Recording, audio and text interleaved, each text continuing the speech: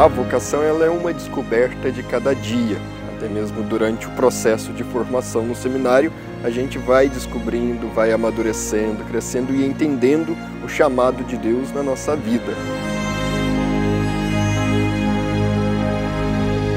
Para assumirmos uma vocação, dizermos que somos chamados a determinada coisa e mais que isso, dar um passo em direção a ela, é necessário muito discernimento.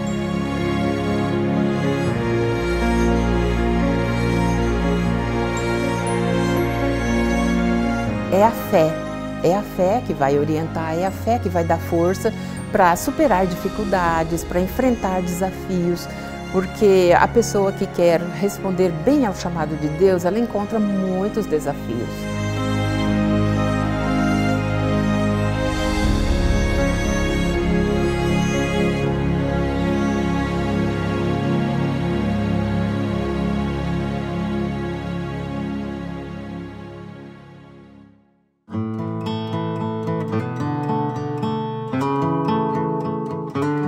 Mineiro da cidade de Bocaina de Minas, aos 28 anos, o jovem padre Rimar César Diniz viu a sua caminhada vocacional marcada por uma intensa vida de oração pessoal e familiar que o ajudou a discernir o chamado de Deus em sua vida. Quando eu era criança, já desde os 6 anos, eu falava em ser padre. Então, até participando da comunidade eclesial, minha família sempre foi muito de igreja, de participar da comunidade.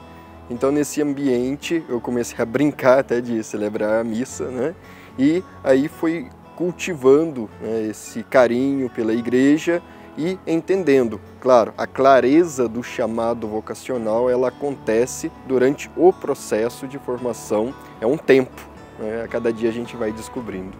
E foi lá na sua comunidade que ouviu muitas histórias sobre as santas missões redentoristas, e desde então já cultivava um apreço pelo carisma do acolhimento ao povo.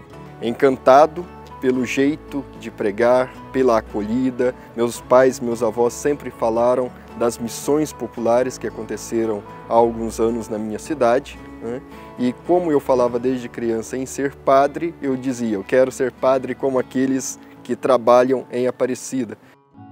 Com brilho nos olhos, se recorda de quando brincava de celebrar missa com os primos, com os folhetos litúrgicos que levava para casa. E há um mês, essa brincadeira ganhou um tom ainda mais de seriedade. Um sinal que jamais vai deixar de existir em sua vida. No Santuário Nacional de Aparecida foi ordenado padre e hoje atua em Santa Bárbara do Oeste, no estado de São Paulo. O que marca é uma emoção profunda, estar ali no momento da consagração, consagrando o corpo e o sangue de Cristo, isso marca a gente de uma forma muito profunda, é muito emocionante. Realizando um sonho de criança, mas é muito mais do que simplesmente esse sonho, é algo além, é uma experiência profunda com Cristo. E o que me motiva hoje é trilhar os caminhos de Cristo, mas dentro deste mundo que se atualiza. A Igreja, a partir do grande evento do Concílio Vaticano II, ela convida que os presbíteros deste século sejam presbíteros com cheiro de ovelhas.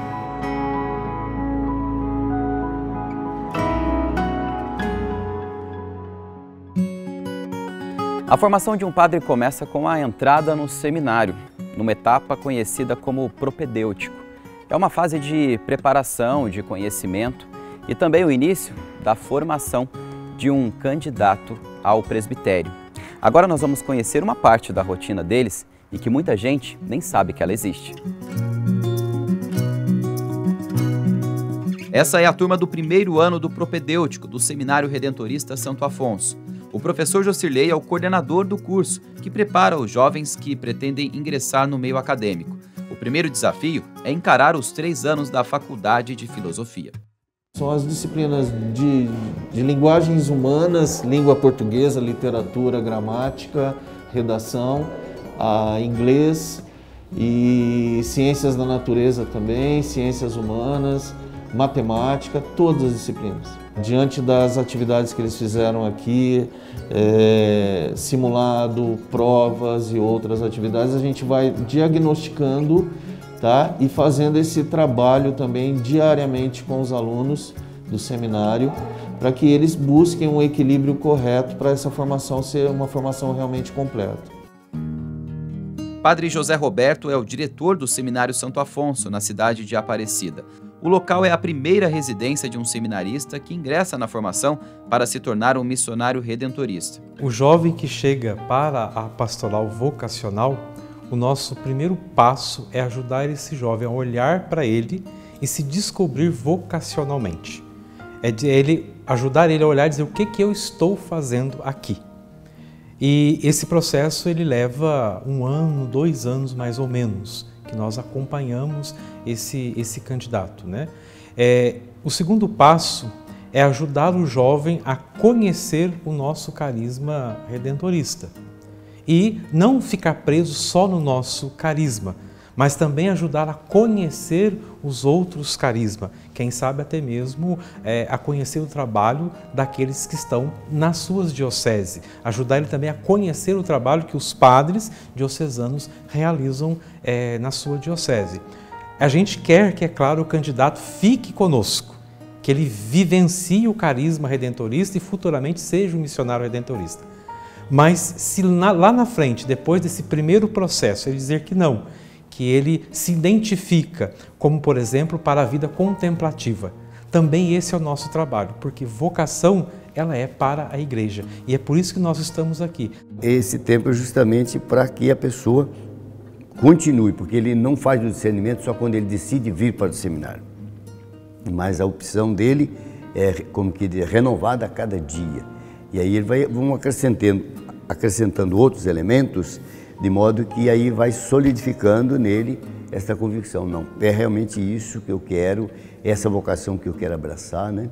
Porque no caso dos religiosos é um estilo de vida, principalmente o mais importante, a vida de comunidade. Na congregação redentorista, padres e irmãos são todos iguais, vivem e trabalham juntos, têm a mesma vocação e missão na igreja, a de proclamar a boa nova do reino de Deus aos mais pobres e abandonados. Diante do dom que cada candidato tem consigo, ele é designado a uma frente pastoral, a uma frente missionária. O candidato vem aqui para o Seminário Santo Afonso e aqui ele tem um contato com os jovens que aqui estão. Isso também ajuda no seu crescimento e no seu discernimento vocacional.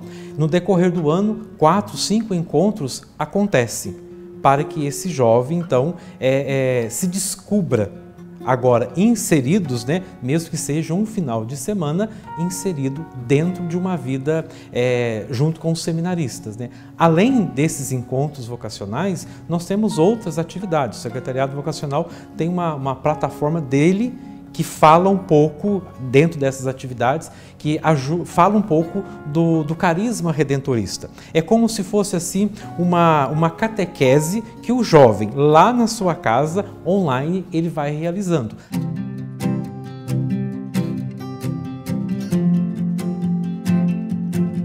Eu costumo dizer que a minha história vocacional começa desde muito pequeno, em torno dos meus 6 anos de idade, quando os padres, que eram redentoristas, que atendiam na minha comunidade lá em Bom Jesus da Lapa, na Bahia, iam sempre na comunidade celebrar as suas missas ou encomendar os corpos, né, celebrar as exéquias. E olhando a figura daqueles padres zelosos que iam na comunidade, que iam prestar o socorro espiritual ao povo de minha comunidade, aquilo começou a chamar minha atenção. E com o tempo eu comecei a falar que eu queria também me tornar padre como eles, né? Eu já senti o leve chamado a ser padre. Ao longo dos meus momentos de orações eu tive esse discernimento. E lá eu acho que foi um pouco mais para confirmar isso. Eu pude conversar com seminaristas, também amigos mais próximos ali. E ao longo do meu desenvolvimento também na oração e no grupo. Logo quando eu manifestei esse desejo de ser padre, fui conversar com o meu pároco e ele me indicou que eu iniciasse juntamente com a Pastoral dos Coroinhas, na qual eu fiquei em torno de 3 anos na paróquia. E simultaneamente a isso, eu também atendia, auxiliava na Pastoral da Catequese, lá na minha paróquia, juntamente com uma outra catequista. Eu sempre buscava ajudar as crianças que estavam iniciando também esse processo da catequese. Como eu acho que eu falava desde pequeno que eu queria ser padre, né, desde os meus 6 anos de idade, talvez foi mais sutil, mais suave para eles aceitar agora, já como jovem, né, como adolescente, esse meu algo a mais, esse meu passo um pouco mais adiante, rumo à vocação. O Gustavo e o Carlos foram admitidos no início do ano para o processo de formação como seminaristas. Se para o Carlos, deixar a sua casa foi um processo compreendido pelos pais, para o Gustavo não foi tão simples assim. A princípio foi bem difícil. Quando eu iniciei o processo vocacional, houve uma das perguntas que envolvia isso. Qual era a opinião dos meus pais, se eles aprovavam, né, dos meus responsáveis. E eu fui questionar a minha mãe primeiro. E ela falou que não apoiava porque ela achava que eu não tinha idade, que eu não estava pronto para ir para o seminário. E logo em seguida eu deixei um pouco isso passar para eu falar com o meu pai. Sei que não é fácil, não foi fácil nem para mim quando saí de casa, nem para minha mãe, nem para o meu pai.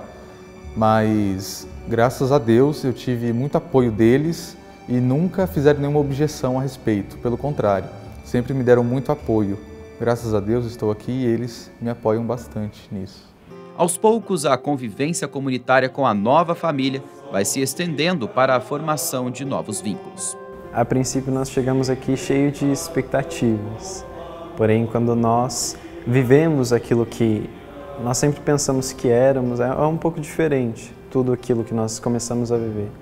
É claro que viver com outras pessoas, com diferentes culturas, diferentes costumes, é um pouco diferente, mas eu acho que a amizade, eu acho que isso fortifica muito na vocação. A vida religiosa tem como uma das suas principais características a vida comunitária, né? Sem ela, sem essa vida comunitária, talvez não poderia existir a vida religiosa. E como qualquer família que existe, nós temos as nossas dificuldades, nós temos as nossas diferenças, nós temos o nosso jeito de ser, de agir, o nosso jeito de pensar. Só que isso não deve ser utilizado como algo que me exclui da comunidade, mas que, pelo contrário, que a partir dessas diferenças que nós possamos nos complementar mutuamente, né? Afinal, essa vida comunitária fará parte da missão assumida por eles. Os missionários redentoristas, Padre Ricardo e Padre José Luiz, atuam hoje em trabalhos distintos, um no Suriname e outro na Filadélfia, Estados Unidos. Durante toda essa minha caminhada, 18, 19 anos no seminário, tanto no seminário, depois quando vida religiosa, já com os votos e quanto sacerdote, estudo há uns 19 anos já, eu nunca pensei em nada assim que duvidasse, ou me tremesse, ou titubeasse na fé, nunca. Obviamente, não sabemos o futuro, nós podemos encontrar muitas coisas no futuro, mas até hoje eu nunca tive nenhuma dúvida da minha vocação, né? Que eu estou feliz e realizado enquanto sacerdote redentorista, missionário religioso redentorista. Então eu disse, ele perguntou para mim, então, Ricardo, você aceita trabalhar no Suriname?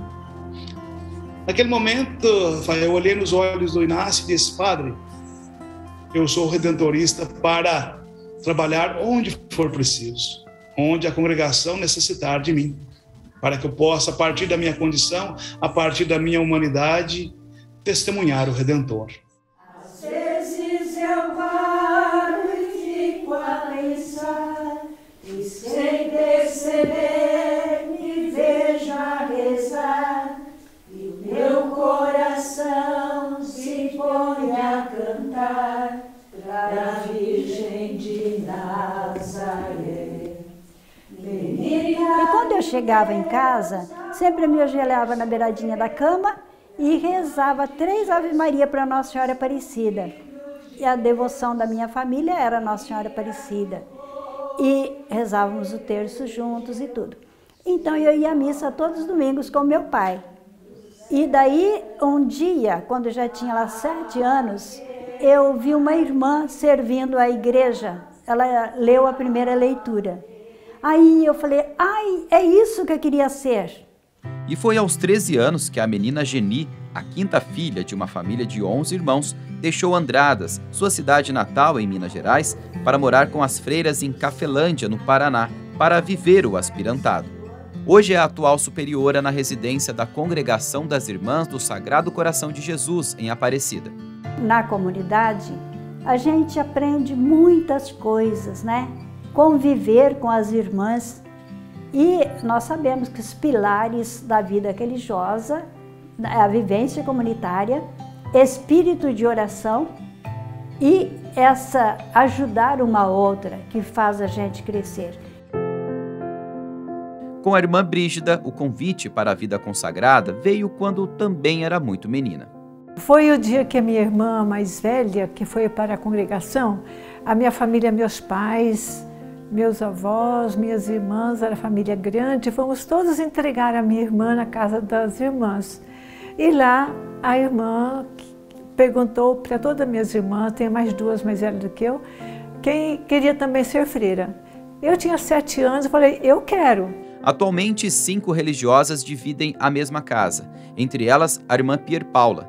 Entre os trabalhos realizados na congregação está a coordenação do processo de beatificação da fundadora das Apóstolas do Sagrado Coração de Jesus, Madre Cléria Merloni. E também, atualmente, ela é responsável pela causa de canonização do padre Vítor Coelho de Almeida. Seu despertar veio ainda criança, quando passou a ter mais contato com as irmãs paulinas em uma comunidade do interior de São Paulo. Todo dia de manhã, a Santa Casa fica perto da minha casa até hoje, e minha mãe ia assistir a missa de manhã, naquela época era 5 horas da manhã. Então eu acompanhava a minha mãe assistir essa missa, né? E as irmãs rezavam tudo em latim, tudo, e a gente achava uma coisa maravilhosa. Era um pouquinho difícil se levantar para ir, né? Com frio, não, mas todo dia. Então eu acredito assim que isso, quer dizer, a espiritualidade, né, ela foi assim crescendo. Mas foi nessa vivência pastoral em comunidade que o desejo de escolher a vida consagrada foi crescendo. Mas o que realmente me fez assim decidir a entrar, nós tivemos uma missão lá na minha cidade. E foi projetado um filme de Padre Damião, que um sacerdote que trabalhou, não tenho bem certeza, me parece que é na África, com os leprosos. E ali a gente viu bem aquela doação, aquele trabalho, né? Aquela doação muito grande da cura, da alimentação, tudo. Então eu me despertei para esse trabalho assim, em prol do outro, né? Se bem que até quando nós entramos na vida religiosa, a gente fazia uma cartinha para os superiores, o que a gente gostaria de fazer. E eu me lembro, essa cartinha está arquivada lá até hoje. Eu escrevi essa carta logo no início, que eu gostaria de trabalhar na África. A missão na África ainda não aconteceu. Mas por falar em cartas, não podemos esquecer de uma tarefa muito importante, que é de responsabilidade da congregação. Todos os dias é aqui no setor de correspondências do Santuário Nacional que a irmã Geni e a irmã Brígida realizam um ofício nobre. São elas que fazem a seleção e a separação das cartas que são enviadas pelos devotos da Mãe Aparecida. Vem cartas com diversos motivos. Gente doente que pede um milagre, gente que já alcançou milagre. Minha mãe, até hoje nunca mais tive nada e consagrei os meus joelhos a ela. Mãezinha querida, eu te amo de verdade. Sou sua filha, cuide de mim sempre. Existe sim uma emoção assim, um trabalho desse trabalho aqui, porque as cartas falam muito, sobretudo porque elas são de pessoas muito simples que vêm. E elas colocam todo o afeto, coração nessas cartas que nos edificam.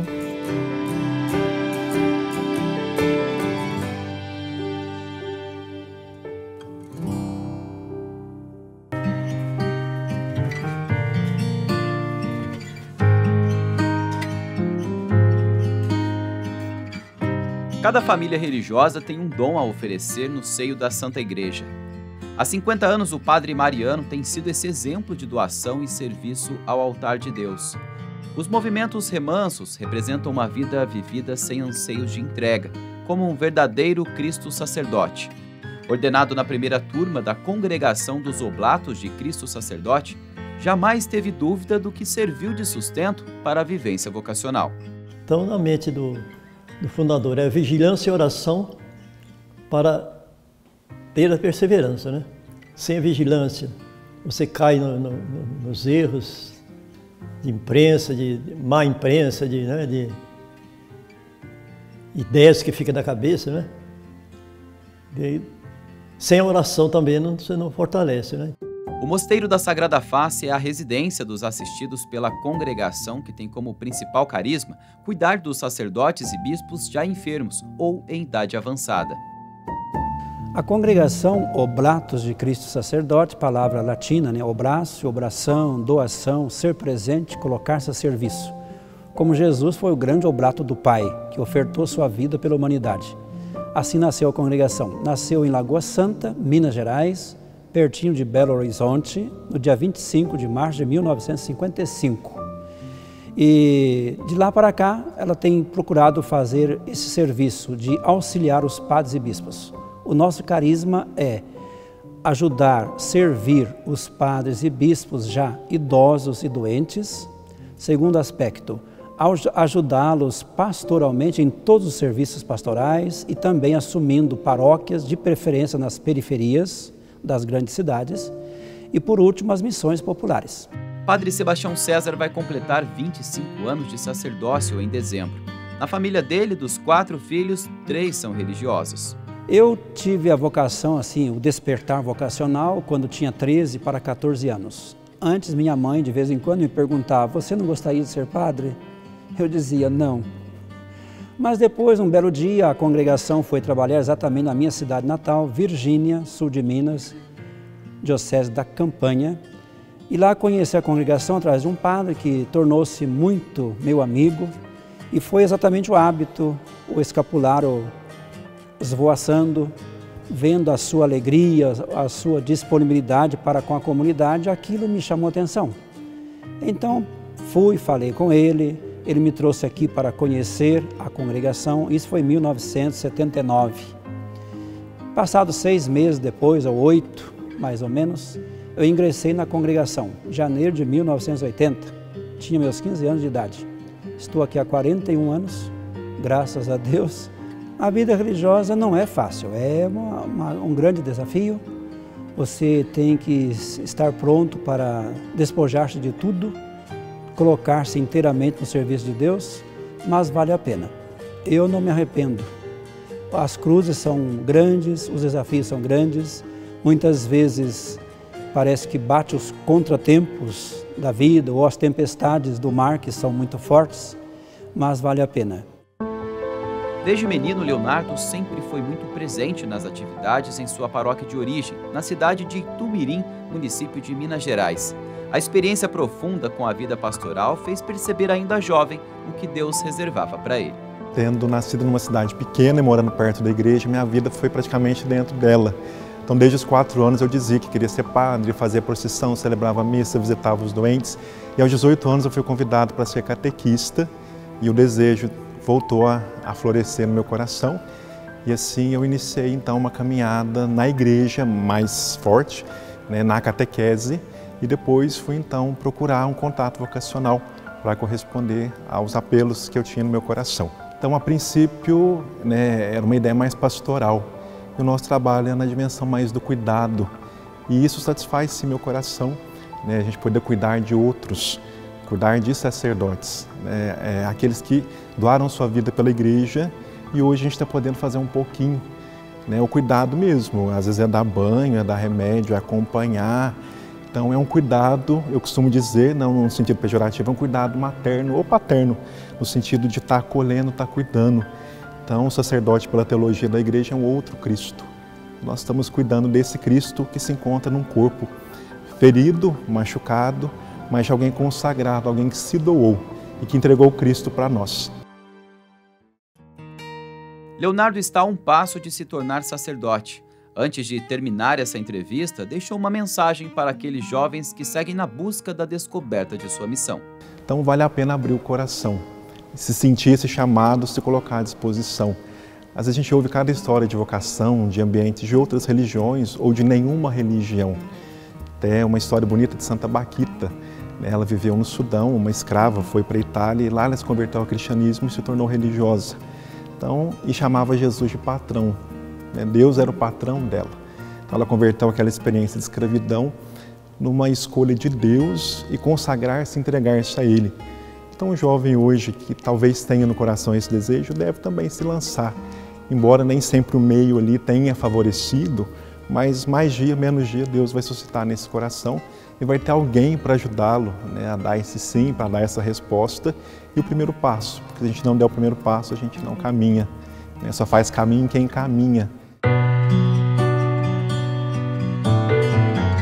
É comum do ser humano o desejo de se encontrar com algo superior. Isso independente de crença. É algo transcendente, natural. É ir além de poder tocar, ver, apenas sentir. O que exige uma íntima experiência de fé. E é o que vai definir também o quanto estamos preparados para aceitar ou não o chamado de Deus. Ter a disposição, procurar sempre alimentar a sua vida espiritual, intimidade com Deus, porque ela é fundamental, e colocar-se como o sirineu que acompanhou Jesus, ajudando-o a carregar a cruz. Porque a missão é esta, ser um sirineu junto aos padres e bispos, seja na doença, na velhice e nos trabalhos pastorais, nas exigências.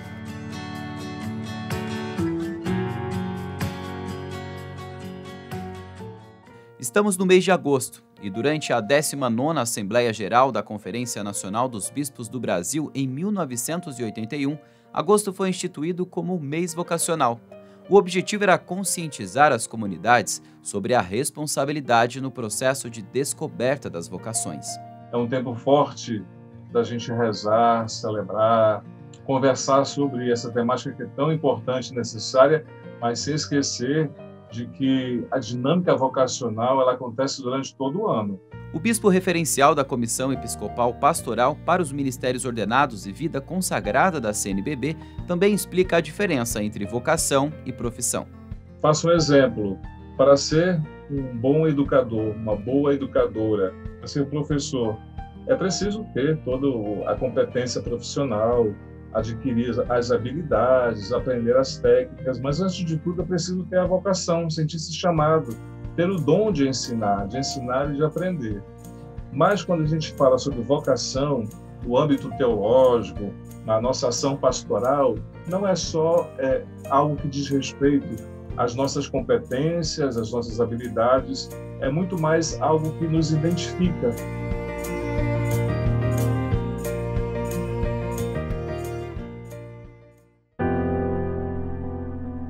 A gente sempre estudou com irmãs. Tinha irmãs que nós morávamos perto, então vira e mexe, a gente estava lá com as irmãs. E lá se foram 70 anos desde o dia em que a jovem Eli deixou seus pais na cidade de Timbó, em Santa Catarina, para ingressar na congregação das Irmãzinhas da Imaculada Conceição. Sendo a mais velha de 2 irmãos, ela conta em tom de brincadeira que participar das atividades na congregação religiosa, de certa forma, era um meio de fugir das tarefas domésticas. Em casa tinha que fazer alguma coisa. A mãe sempre tinha serviço, né? E lá com as irmãs era mais cômodo. A gente já saía, ia para cá e para lá onde elas iam, né? Então, a gente tinha um carinho especial para as irmãs. E não é que essa convivência uma hora acabou ajudando a irmã Eli na sua descoberta vocacional?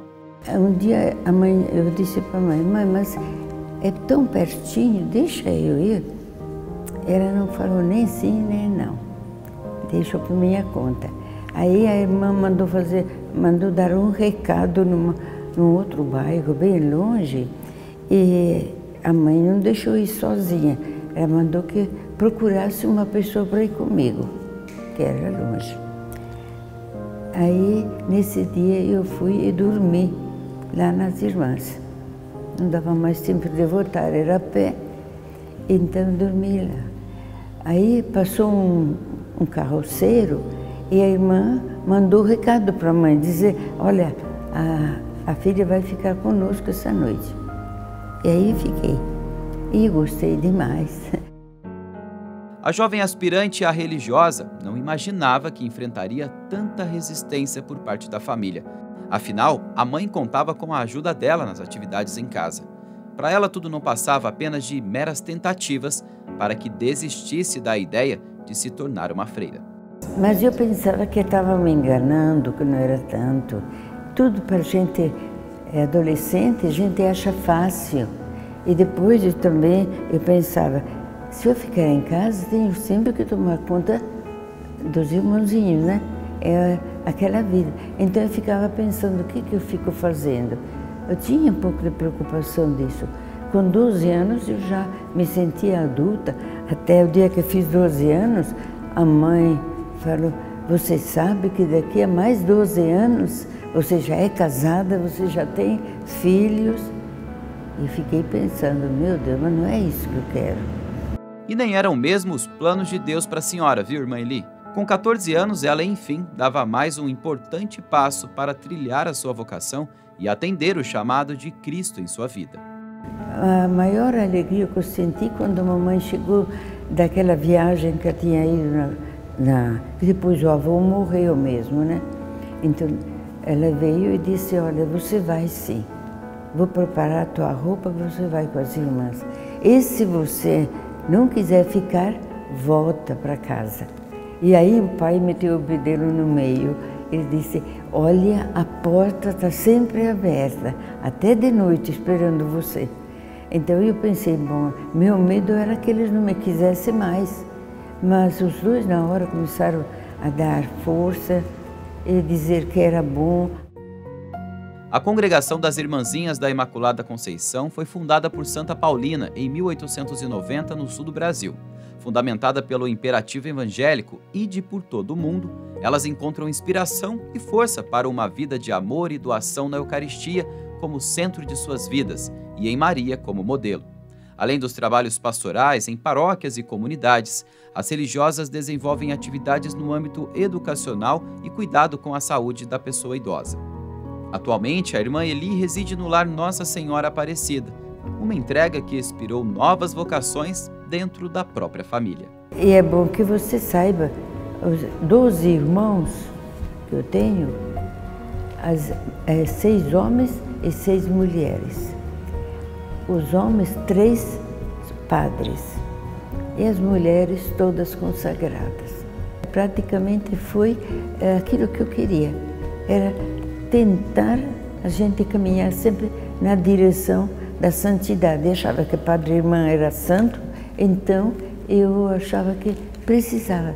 É difícil, porque eu sou eu, outro é outro, né? Então tudo é difícil, mas é possível, não é fácil. Você pode dizer como é a vida de um casado. Tem todas as coisas boas, mas tem também os espinhos, as dificuldades, e na vida consagrada também é isso.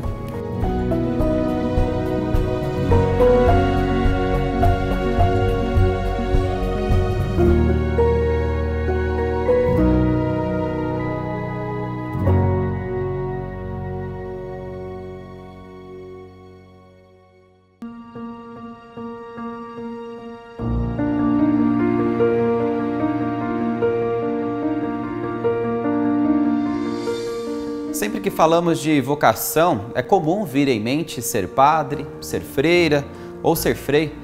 Mas falar de vocação é algo muito mais profundo, porque se trata de um chamado de Deus feito a cada um de nós em particular. E não é simplesmente um chamado passivo, porque Deus espera essa resposta. E essa resposta nós damos logo quando recebemos o chamado à vida. Porque todos somos vocacionados e nós sabemos que a primeira vocação é a vida, a existência. Nós recebemos um dom de Deus, o mais precioso, de estarmos aqui, agora, né? E ao longo da nossa existência, nós somos chamados a compreender a vontade de Deus, a escutar a sua voz e nos perguntar qual é o nosso lugar na igreja, no mundo. Então, os caminhos vocacionais são vários, mas aqui eu destaco 2. Somos chamados a viver a conjugalidade, a assumir o chamado de constituir uma família, de gerar filhos, é a vocação matrimonial. E o outro caminho é a vocação de especial consagração, ao celibato, à virgindade. E aí, como presbítero, como irmão, irmã, freira, religioso, religiosa. Mas esses 2 caminhos, eles são antes de tudo, fundamentados no seguimento a Cristo.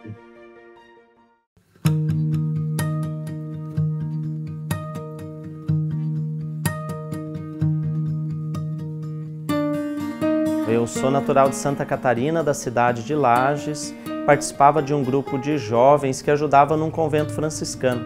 E lá, conhecendo os frades, a vida franciscana, eu fui me encantando. Tinha aproximadamente 16, 17 anos, bem naquela fase de se perguntar quais os grandes ideais, os grandes projetos a abraçar na vida, e fui conhecendo os frades, e a partir da fraternidade franciscana é que eu fui conhecer a São Francisco. Frei Diego é o atual reitor do Santuário de Frei Galvão, em Guaratinguetá. Desde 2012 está como animador vocacional da Província Franciscana da Imaculada Conceição, responsável também pelo trabalho com as juventudes franciscanas dos estados de Santa Catarina, Paraná, São Paulo, Rio de Janeiro e Espírito Santo. Por 3 anos foi coordenador nacional do Serviço de Animação Vocacional da Conferência dos Frades Menores do Brasil. Então foi a vida concreta que me levou a um ideal. Foi o modo de viver dos frades que me remeteu até São Francisco. E a partir disso, então, descobri em São Francisco de Assis a resposta para todos os anseios que eu tinha como adolescente, como jovem, e decidi, então, começar o acompanhamento vocacional e ingressei no seminário. Frei Diego atualmente divide a missão ao lado de outros 2 padres, Frei Roberto e o recém-ordenado Frei Leandro. Então, sempre quando ia na missa, quando criança, achava bonita a figura do padre, assim, né? Então, desde criancinha, as pessoas perguntavam: o que você vai ser quando crescer? Aí eu falava: quero ser padre, né? Os frades se destacavam também, como sempre se destacaram, pelo cuidado com as pessoas em situação de rua. E teve uma grande situação de uma chacina, de moradores de rua ali na capital. Isso me chamou a atenção e colocou em evidência a possibilidade da vida consagrada, E fui conhecer, curioso, Não tinha nenhuma certeza assim de início, não. Fui com 14 anos, com muito receio, escondido dos meus pais. Foi a forma que eu encontrei ali, mas achando uma outra alternativa que eu me lancei nessa caminhada. Então, a angústia de um adolescente e de um jovem para saber o que faria da vida, Então, a vida consagrada, depois de entendida, foi a primeira possibilidade que me veio. Filho do casal de nordestinos Francisco e Francisca, que vieram para São Paulo em busca de uma vida melhor para a família, Leandro nasceu na capital paulista e é o terceiro de 6 filhos. Ingressou no Seminário de Agudos em 2005 e vestiu o hábito franciscano em 2009. Então foi conhecendo os frades, a vida consagrada, que me encantou. O que mais me chama a atenção, vamos dizer assim, é um carisma em si, um carisma fundado numa regra, e a vida em fraternidade. Eu acho que me chama muita atenção, Ser um consagrado, ou uma consagrada, eu acho que todos eles vão te responder, ou responderão, diante das possíveis entrevistas, que a vida em comunidade é o que mais nos chama a atenção. É bela e exigente, Então isso que me assegura e me faz, caminhar até então. Acho que 2 aspectos que eu fui amadurecendo ao longo da caminhada. O primeiro deles é a fraternidade. Como franciscano, a gente nunca mora sozinho, sempre vive em fraternidade, trabalha em fraternidade, reza em fraternidade, e eu nunca me imaginei fazendo algum trabalho ou alguma missão sozinho. E ao adentrar na vida franciscana, percebi que tudo o que iria acontecer na minha vida seria compartilhado com os irmãos. São irmãos que o Senhor me deu, são irmãos que vivem o mesmo carisma e a mesma vocação. Então a fraternidade é um grande sonho que eu tinha e que eu tenho e que eu experimento no dia a dia. Um segundo aspecto é a vida de simplicidade, de pobreza e de dedicação aos mais pobres. Ao longo da minha história vocacional eu tive algumas experiências muito fortes de encontro com os leprosos, com os chagados do mundo, e pude perceber que Jesus estava neles. O mestrado aqui também reserva momentos de indecisão, mas que através da força da oração, as respostas surgem quando menos esperamos. Quando eu estava na teologia, por um problema familiar, não meu, é que eu pensei assim: eu acho que não dá mais, vou ter que interromper o meu sonho e voltar para minha família para ajudá-la numa situação muito delicada que eles enfrentaram. E naquele momento, conversando com os meus pais, pelo Skype ainda, eles disseram: não, filho, se você for parar por causa de nós não queremos. Desde que nós vamos seguir a nossa vida, vamos resolver os nossos problemas e você, se essa de fato for a sua vocação, continue firme. Então foi o único momento da minha história vocacional em que eu pensei, não por uma crise vocacional, mas por uma situação familiar. De tal modo que eu posso dizer assim que durante toda a caminhada sempre tive muita alegria, muita convicção e crises fazem parte do processo, os questionamentos, mas sempre tive ao mesmo tempo muita convicção de que era para isso que Deus me chamava. Frei Roberto ingressou no aspirantado aos 32 anos, uma idade que, segundo ele, um pouco tarde. Mas eu diria que, para Deus, o tempo cronológico não é o mesmo que imaginamos ser. E foi no período em que morava no Japão que ele decidiu se entregar a essa missão. Eu percebi que Jesus é um Jesus humano, divino, mas também humano e bem próximo de nós. Essa proximidade aí faz que a gente tenha mais gratidão a Ele. Essa gratidão a Jesus, gratidão a Deus é que faz a gente querer dedicar toda a vida a Ele na vida consagrada, no caso franciscano, né? São Francisco de Assis, quando foi convidado a reconstruir a igreja de São Damião, no primeiro momento ele achou que era construir a igrejinha de pedras. E depois ele percebeu que era a igreja do coração humano que precisava ser reconstruída. Celebrar a reconciliação para mim é muito também exigente e me leva à conversão enquanto sacerdote.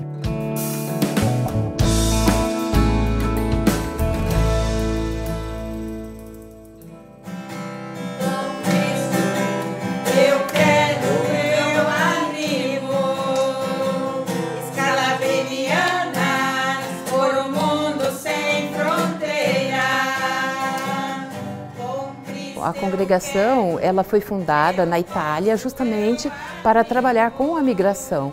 Então as primeiras irmãs já vieram para o Brasil para atender os órfãos da migração lá pelos anos 1895, 98, quando elas chegaram aqui no Brasil. Os italianos vinham muito para o Brasil naquela época, muitos pais morriam e deixavam os filhos órfãos. E as nossas primeiras irmãs vieram e começaram a trabalhar em São Paulo. Fundaram ali um orfanato para atender as crianças órfãs da migração.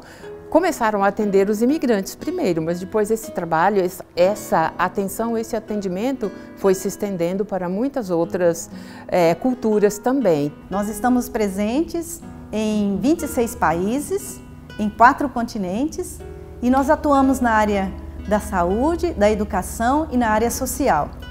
A nossa espiritualidade é uma espiritualidade de um Deus que caminha, de um Deus que é peregrino. E nós alimentamos a nossa espiritualidade através da oração, da escuta da palavra de Deus, na vivência fraterna, na devoção a Maria. A nossa congregação quer ser essa porta de acolhida a todas as pessoas que caminham, que peregrinam em busca de vida, em busca de dignidade, em busca de serviço. Nós queremos ser essa porta de acolhida para que todos sintam irmãos. Nós sabemos que o nosso carisma é um carisma muito atual. A gente sabe, o mundo está em movimento, o mundo migra muito, as pessoas migram muito e nós estamos então onde existe um fluxo maior de migração.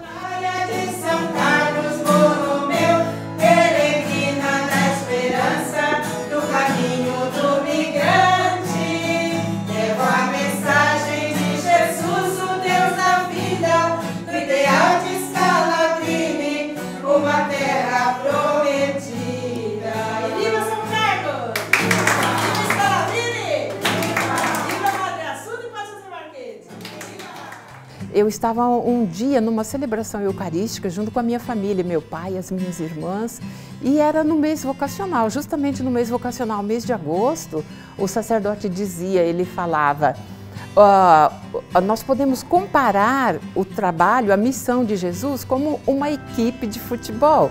E aí ele dizia, no time de Jesus está faltando jogadores. Então eu senti como se aquilo estivesse sendo falado para mim. E eu falei, não, eu vou trabalhar para que no time de Jesus nunca falte jogadores.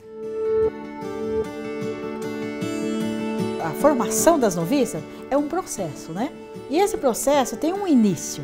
Então, e nesse início ela já vem crescendo, seja no nível humano, seja no nível espiritual, também espiritual bíblico, né? Porque aí uma dimensão mais bíblica, a dimensão apostólica, missionária e chegando na quarta etapa, que no caso é o noviciado, já um pouco mais amadurecida, tanto no sentido de conhecimento, também de consciência do chamado e como também de um projeto de vida. Há muitos anos, a irmã Elza é a responsável pelo acompanhamento e formação das noviças da Congregação das Missionárias de São Carlos Borromeu, Scalabrinianas. E a jovem, quando chega, ela já chega um pouco mais assim, ciente deste projeto de vida que implica certas renúncias, certo desapego, né? E ao mesmo tempo um caminhar espiritual, isso é uma descoberta de Deus, no seu cotidiano, na sua vida comunitária, na sua vida de oração, na sua vida de relacionamento. E aí ela chega a um processo de maturidade, de chegar, eu quero ser uma irmã scalabriniana para ajudar os migrantes a tomar consciência da sua dignidade, a crescer no sentido dos seus valores e também dos seus direitos, né? E aí faz a sua profissão, os votos de pobreza, castidade, obediência.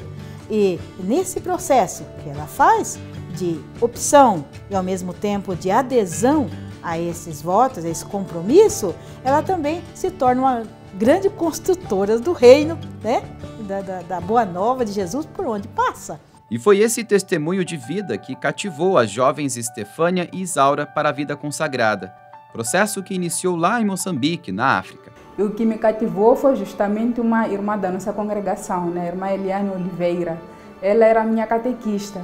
Então, a simplicidade dela, o amor com que ela dava catequese, a compreensão dela para conosco, porque não era um grupo maior de adolescentes, a gente às vezes brincava muito, mas sempre a forma de chamar a atenção, olhei para ela, então o jeito dela de ser me cativou.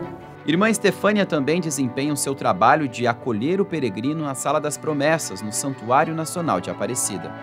Na verdade, estou feliz, estou aprendendo como eu sendo migrante neste mundo e é isso também acolhendo os romeiros e me sentindo também como filha amada de Deus e como também sentindo também filhos amados que vêm também ao meu encontro.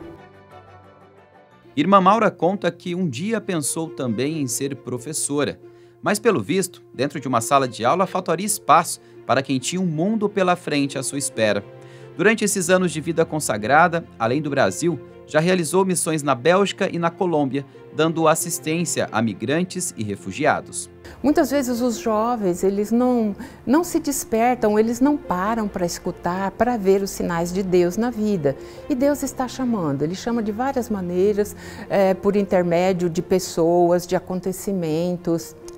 E então agora o nosso trabalho é ajudar esses jovens a sentir e descobrir e olhar para o chamado de Deus que está falando a eles, não de uma maneira ou de outra, para que cada um possa acertar na sua vida. É a fé que vai orientar, é a fé que vai dar força para superar dificuldades, para enfrentar desafios, porque a pessoa que quer responder bem ao chamado de Deus, ela encontra muitos desafios.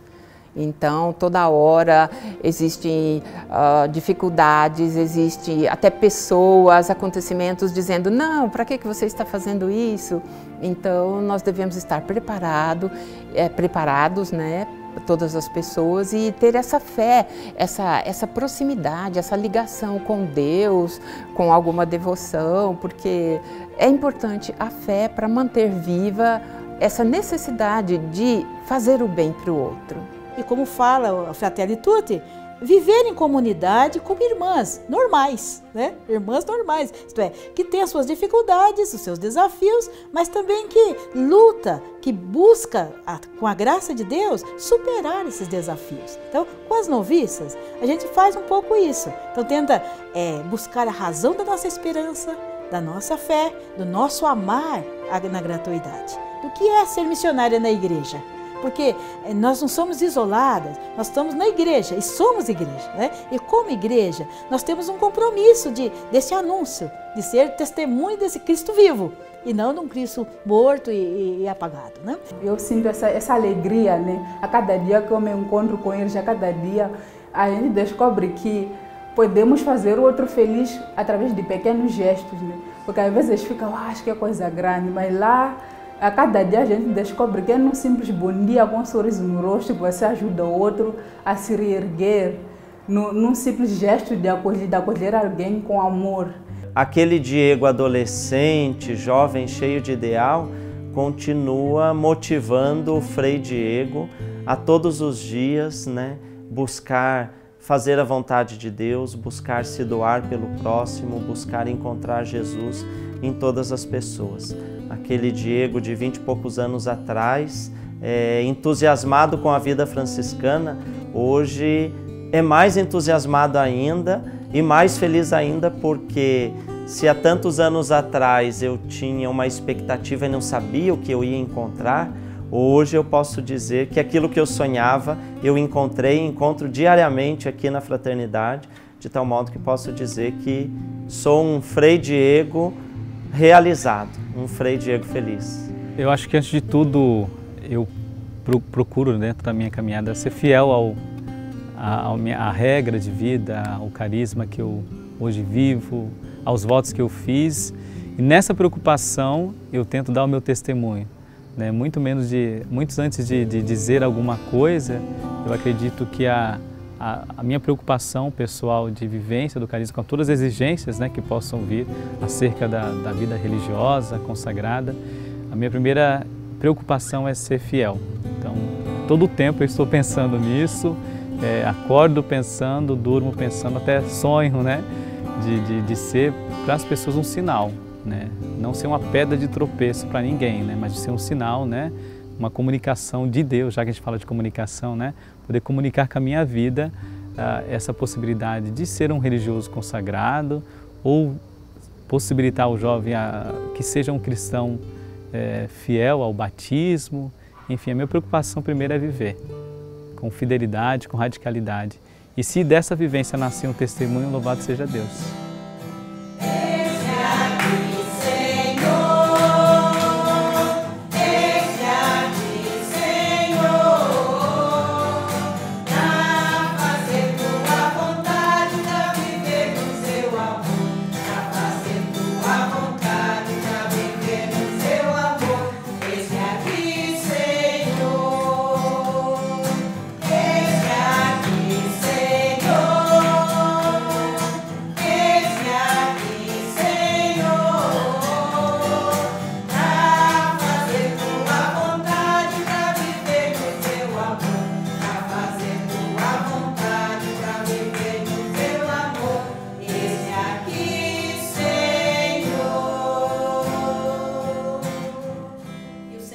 Proteja